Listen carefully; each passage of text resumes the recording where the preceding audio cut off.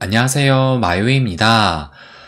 보시는 것처럼 전반적인 이 암호화폐 시장이 여전히 좀 붉게 물들어 있으면서 특히 이 비트코인 같은 경우가 이제는 68K도 또 무너지면서 현재는 67.7K를 또 보이고 있고, 또 이더리움 역시 이 3,800달러 선이 무너지면서 좀 이 비트와 이 이더를 중심으로 해서 하락이 나오고 있다라고 볼 수가 있을 것 같습니다.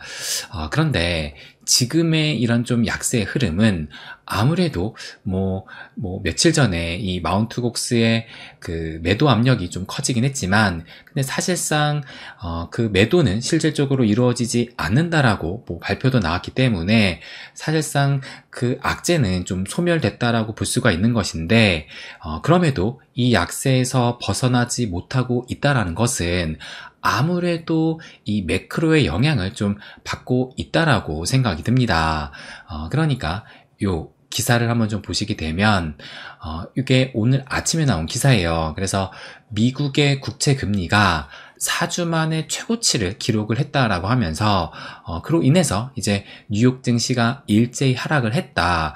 그래서 이 미 증시를 한번 보시게 되면 전체적으로 좀 붉게 물들면서 그나마 이 빅테크들이 엔비디아가 소폭의 좀 상승을 했고, 그리고 이 빅테크들은 그래도 그 하락폭이 크지 않았는데, 그런데 다른 이런 중소형주 위주로 해가지고 비교적 하락이 나오긴 했습니다.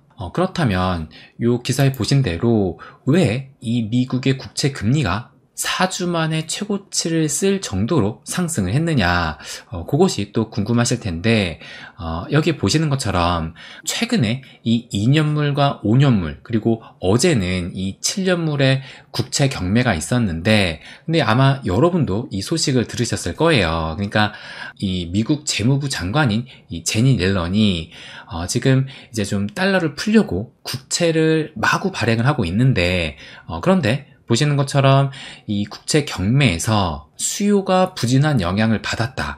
그러니까 막상 국채를 발행을 했는데도 그것을 매수해줄 주체가 많지 않았다라고 얘기를 하는 겁니다.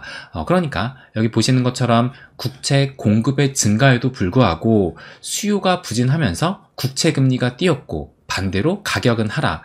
그러니까 지금 이 정도의 금리를 주는데 수요가 없으니까 조금 더 금리를 더 줄게. 그래야 또 매수할 이유가 생기잖아요.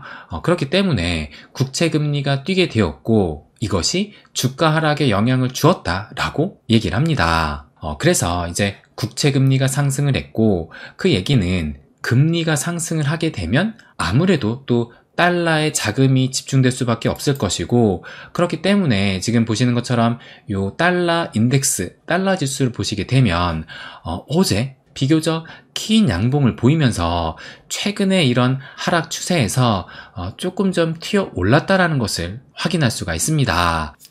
이러다 보니 아무래도 좀 유동성에 민감한, 그러면서 제가 이 달러 지수에 이 비트코인이 밀접하게 움직인다라고 말씀을 드렸는데, 이러다 보니 이 암호화폐 시장도 영향을 안 받을 수가 없었다라고 볼 수가 있습니다.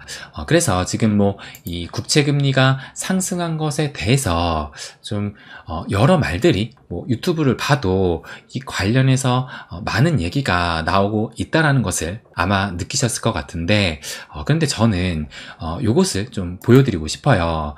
2023년 10월 19일에 나왔던 기사인데, 그런데 작년 10월이면 아마 여러분도 이제는 제가 자주 말씀을 드렸기 때문에 기억을 하시겠지만, 작년 10월부터 해서 이 비트코인의 상승이 시작이 됐고, 그래서 2만 달러에 있던 비트코인이 7만 달러까지 상승을 했던 겁니다. 그런데 이 당시에 나왔던 이 뉴스 기사의 제목을 보시면 뉴욕 증시 국채금리 급등의 하락, 그러면서 나스닥이 1.6%나 하락을 했다라고 기사가 나왔어요.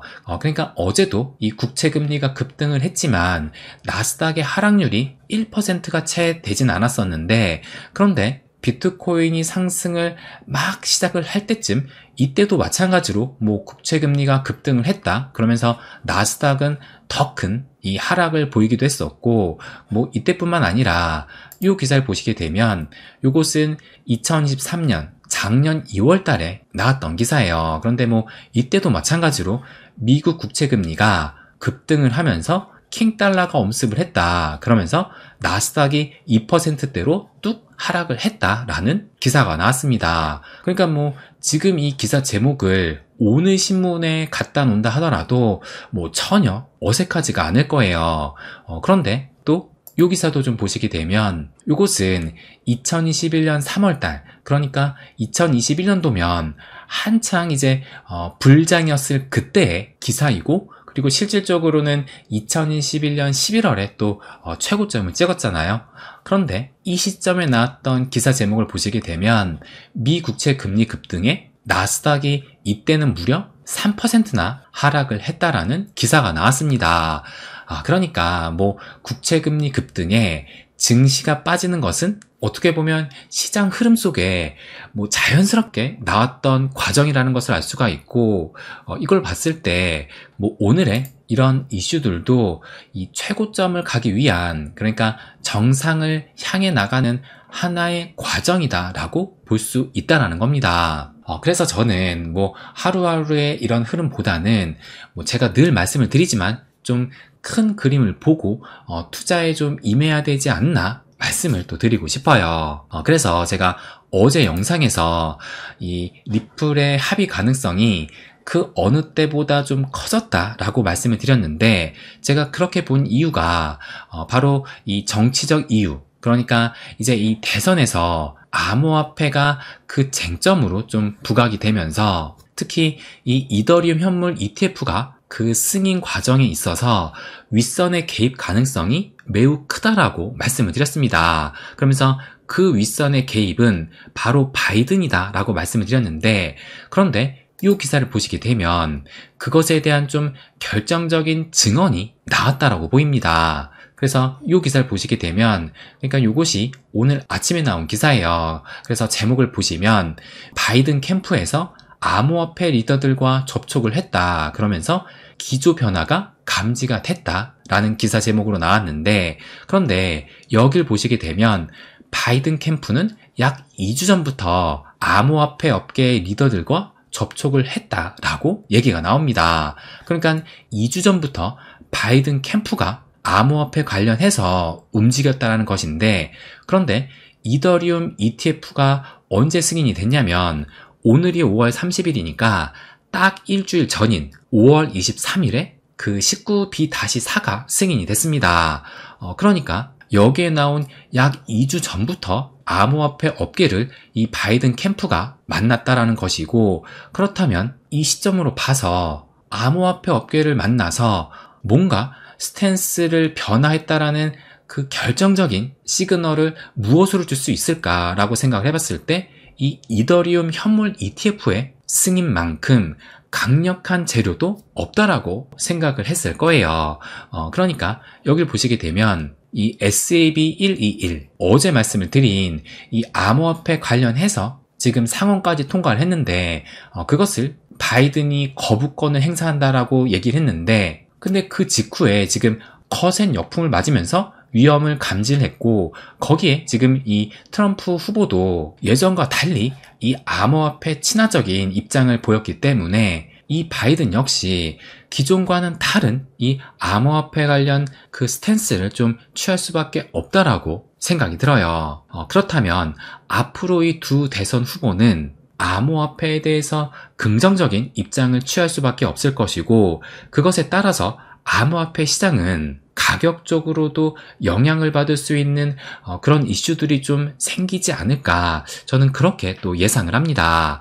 그래서 앞으로 이 대선을 앞두고 이 암호화폐가 핫 이슈가 될 가능성은 좀 매우 크지 않나, 저는 그렇게 또 생각을 해요. 그리고 또 하나 오늘 아침에 들려온 소식이, 이걸 보시면 블랙록이 이더리움 현물 ETF의 증권 신고서, 그러니까 이 S1 서류를 업데이트해서 제출을 했다라는 이런 소식이 또 들려왔습니다. 그래서 뭐 다른 운용사가 아니라 일단 블랙록이 어떻게 보면 가장 먼저 이 S1 서류를 제출했다라는 것은 아무래도 최종 승인까지 그 시간이 오래 걸리지 않을 수 있다라는 그런 예상을 해볼 수 있을 것 같고, 근데 뭐 이런 생각이 여기 보시는 것처럼 블룸버그의 ETF 전문 애널리스트 에릭 발추나스도 뭐라고 했냐면, S1 업데이트 버전 제출은 긍정적인 시그널이고 뭐 S1 승인까지 얼마나 시간이 걸릴지 알 수 없지만 빠르면 몇 주 내에도 승인이 가능하다라고 얘기를 했습니다. 그래서 만약에 이 이더리움 현물 ETF가 S1 서류까지 최종 승인이 된다라면 이것에 힘입어 전반적인 암호화폐 시장이 또 한 번 상승의 흐름으로 갈 수 있지 않을까 생각을 해요. 그리고 또 하나 저는 이것도 꽤 의미 있는 기사라고 생각이 들었는데, 보시면 이 블랙록의 IBIT, 그러니까 블랙록의 ETF가 운용자산이 200억 달러가 돌파를 했다. 이것은 상상 초월의 기록이다라는 이런 기사가 또 나오기도 했습니다. 그래서 이 기사도 자세하게 보시게 되면 마찬가지로 이 에릭 발추나스가 뭐라고 얘기를 했냐면, 역사상 출시 후 1000일 이내에 이 AUM, 운용자산 규모가 200억 달러를 기록한 ETF는 제피 하나뿐이다 라고 얘기를 하면서, 제피는 출시 985일 만에 운용자산 규모 200억 달러를 기록을 했는데, 이 IBIT, 그러니까 블랙록의 비트코인 ETF는 단 137일 만에 달성을 했다라고 하면서 이는 상상을 초월한 기록이다라고 얘기를 했어요. 그렇다면 이 제피가 과연 어떤 상품이길래 이 자산 운용 규모가 1000일 만에 200억 달러를 돌파를 했느냐, 그것을 한번 좀 말씀을 드려보면, 이 제피는 JP모건의 월 배당 상품을 의미를 합니다. 그래서 이것을 좀 보시게 되면 제피가 왜 이렇게 인기가 있었느냐, 조금 전에 말씀드린 것처럼 이 제피는 이 배당을 받을 수 있는 ETF인 것인데, 그런데 매월 400만원씩 배당금을 받으려면 얼마를 좀 예치를 해야 이 매월 400만원을 받을 수 있느냐, 이것을 좀 그 결론부터 말씀을 드리면, 여기를 보시면 노후 생활비로 월 400만원을 받는다라고 목표를 잡은 것이고, 그래서 이 제피로 월 400만원의 배당금을 받기 위해서는 일단 뭐 배당 소득세, 또 건강보험료까지 이런 각종 비용까지 고려를 해서 계산을 해보니까 여기 보시는 것처럼 원금이 약 7억 7,900만원, 그러니까 대충 잡아서 한 8억 원 정도를 이 제피에 투자를 한다라면 월 400만원을 따박따박 받을 수 있는 것이고, 이것을 연수익으로 환산했을 때 대략적으로 한 8% 정도 나온다라고 해요. 그러니까 지금 뭐 연수익이 8%라고 하니까 인플레이션보다도 훨씬 높은 수익을 기대할 수 있다는 것이고, 또 거기에다 월 배당으로 따박따박 나오게 되니까, 그래서 출시하자마자 이렇게 좀 인기를 끌었던 것인데, 그런 제피도 이 200억 달러까지 도달을 하는데 무려 985일이 걸렸었는데, 그런데 지금 뭐 비트코인 ETF는 뭐 여러분도 아시다시피 뭐 월배당 같은 거는 없어요. 그럼에도 불구하고 단 137일 만에 달성을 했습니다. 그러니까 이 앞서의 제피보다도 훨씬 앞당겨서 달성을 한 거예요. 그런데 아마 이 비트코인의 인기는 시간이 갈수록 더 높아지리라 생각을 합니다. 그렇다면 지금 뭐 이렇게 폭발적인 수요를 보이고 있는데 앞으로 기대되는 수요 역시 더욱더 커지지 않을까 예상을 해요. 그러면 또 이 비트코인만 상승하는 거 아니냐, 그렇게 또 생각을 하실 수 있을 텐데, 그런데 뭐 여러분도 지금 얼마 전까지 느끼셨겠지만 보시면 지금 요것이 토탈2, 그러니까 이더를 포함한 이 알트 시총을 지금 의미를 하는데, 그런데 보시는 것처럼 지금 요 노란색 선이 비트코인의 그 가격의 움직임을 보여주고 있는 것이고, 그리고 요 캔들이 알트코인의 움직임을 보이고 있는 겁니다. 그런데 보시는 것처럼 비트가 상승을 하면서 알트코인 역시 뭐 거의 비슷하게 또 상승을 했어요. 그러니까 비트만 혼자 상승을 하는 것이 아니라 비트가 상승을 하면 자연스럽게 알트코인 역시 상승을 한다라는 겁니다. 그래서 제가 마지막으로 드리고 싶은 말씀은 지금 보신 것처럼 이제는 이 암호화폐가 미 대선의 쟁점이 될 만큼 중요한 핫 이슈가 되면서 그만큼 시대가 변하고 있다는 얘기고, 그 얘기는 이 암호화폐 시장 자체가 훨씬 성장을 할 겁니다. 그 중심에는 비트코인이 있을 것이고, 그리고 비트코인을 따라서 알트코인 역시 함께 상승을 할 거예요. 그렇다고 모든 코인이 오른다라고 또 장담할 순 없겠지만, 분명 살아남는 코인은 앞으로 훨씬 큰 성장을 하지 않을까 예상을 합니다. 그래서 하루하루의 흐름에 일희일비하기보다는 늘 말씀드린 대로 큰 그림을 보면서 이 암호화폐 시장에 투자를 한다라면 우리의 부도 함께 또 성장할 수 있다는 것을 마지막으로 말씀드리고 싶습니다. 네, 그럼 오늘은 여기까지 하겠습니다. 항상 제 이야기 끝까지 들어주셔서 감사드립니다. 부자가 되는 길, My Way.